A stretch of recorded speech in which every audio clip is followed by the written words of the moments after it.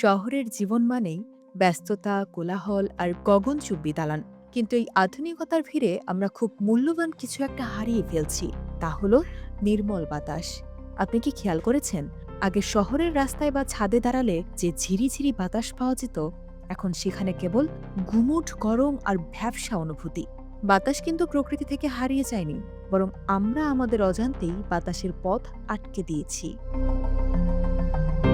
শহরের বাতাস কমে যাওয়ার প্রধান কারিগরি কারণ হল আরবান ক্যানিয়ন ইফেক্ট। আমাদের শহরগুলোতে কোনো সুনির্দিষ্ট পরিকল্পনা ছাড়াই রাস্তার দুপাশে সারিবদ্ধভাবে বহুতল ভবন তোলা হচ্ছে। যখন দুই পাশে উঁচু দেয়ালের মতো বিল্ডিং থাকে এবং মাঝখানে সরু রাস্তা থাকে, তখন বাতাস সেখানে প্রবেশ করতে বাধা পায়। বাতাস যখন এসব দালানে ধাক্কা খায়, তখন তার স্বাভাবিক গতিপথ বাধাগ্রস্ত হয় এবং তার নিচে না নেমে উপরের দিকে উঠে যায়। ফলে রাস্তার স্তরে বা মানুষের চলাচলের জায়গায় বাতাস প্রায় স্থির হয়ে পড়ে। শহর এখন কংক্রিট, কাঁচ আর পিচের চাদরে ঢাকা। একে বিজ্ঞানের ভাষায় বলা হয় আরবান হিট আইল্যান্ড। কনক্রিট এবং পিচ দিনের বেলা সূর্যের তাপ শুষে নেয় এবং রাতে তা দীর্ঘ সময় ধরে বিকিরণ করে। এই অতিরিক্ত তাপের ফলে শহরের উপরের বাতাস উত্তপ্ত হয়ে যায়। গরম বাতাস হালকা হয়ে উপরে উঠে গেলেও চারপাশের ঘন দালানের কারণে বাইরের ঠান্ডা ও সতেজ বাতাস সেই শূন্যস্থানে প্রবেশ করতে পারে না। ফলে শহরের ভেতরে একটি কৃত্রিম উষ্ণ বলয় তৈরি হয়, যা বাতাসকে স্থবির করে রাখে। যে কোনো জনপদে বাতাস চলাচলের জন্য প্রাকৃতিক ভেন্টিলেটর হিসেবে কাজ করে গাছপালা এবং জলাশয়। গাছ যখন প্রস্বেদন প্রক্রিয়ায় জলীয় বাষ্প ছাড়ে, তখন চারপাশের বাতাস ঠান্ডা হয় এবং চাপের পার্থক্যের কারণে সেখানে বাতাস প্রবাহিত হয়। কিন্তু আমাদের শহরগুলোতে আমরা একের পর এক পুকুর ভরাট করছি এবং পার্ক বা গাছ কেটে বিল্ডিং বানাচ্ছি। খোলা জায়গা বা ওপেন স্পেস না থাকায় বাতাস প্রবাহিত হওয়ার জন্য কোনো করিডোর বা পথ খুঁজে পাচ্ছে না।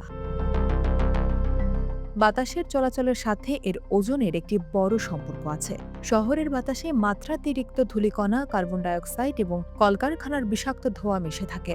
এই ক্ষুদ্রাতি ক্ষুদ্র কণাগুলো বাতাসকে স্বাভাবিকের চেয়ে অনেক বেশি ভারী ও ঘন করে তোলে। ভারী বাতাস হালকা বাতাসের মতো সহজে নাড়াচাড়া করতে পারে না। ফলে দূষিত ও ভারী এই বাতাস শহরের নিচু স্তরেই আটকে থাকে, যা কেবল বাতাস চলাচলেই বাধা দেয় না, বরং আমাদের শ্বাসকষ্টের অন্যতম কারণ হয়ে দাঁড়ায়। আধুনিক স্থাপত্যে এখন কাচের ভবনের ছড়াছড়ি। এই কাজগুলো সূর্যের আলোকে প্রতিফলিত করে চারপাশের পরিবেশকে আরও উত্তপ্ত করে তোলে। এর পাশাপাশি প্রতিটি বিল্ডিংয়ে ব্যবহার করা শত শত এয়ার কন্ডিশনার বা এসি বাইরের দিকে যে গরম বাতাস ছাড়ে, তা শহরের তাপমাত্রা কয়েক ডিগ্রি বাড়িয়ে দেয়। এই কৃত্রিম গরম বাতাস প্রাকৃতিক বায়ু প্রবাহের চক্রকে সম্পূর্ণভাবে ওলটপালট করে দেয়, যার ফলে প্রাকৃতিকভাবে বাতাস আসার পথ বন্ধ হয়ে যায়। তবে কি এই অবস্থা থেকে মুক্তির কোনো পথ নেই? অবশ্যই আছে। উন্নত বিশ্বে এখন উইন্ডো করিডোর বা বাতাসের পথ রেখে শহর পরিকল্পনা করা হচ্ছে। আমাদেরও ভবনের উচ্চতা এবং অবস্থানের ক্ষেত্রে নির্দিষ্ট দূরত্ব বজায় রাখতে হবে। ছাদ বাগান বা গ্রিন রুফ এবং দেয়াল বাগান জনপ্রিয় করতে হবে, যাতে কনক্রিটের তাপ শোষণ ক্ষমতা কমে। এছাড়া শহরের হারানো খাল ও জলাশয়গুলো উদ্ধার করা এখন সময়ের দাবি।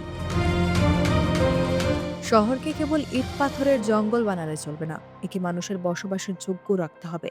বাতাস চলাচল কমে যাওয়া মানে কেবল গরম বেড়ে যাওয়া নয়, এটি আমাদের দীর্ঘমেয়াদী স্বাস্থ্য ঝুঁকির কারণ। আমরা যদি এখনই সচেতন না হই এবং পরিকল্পিত নগরায়নের দিকে না ঝুঁকি, তবে আমাদের ভবিষ্যৎ প্রজন্ম একটি দমবন্ধ শহরে বড় হবে।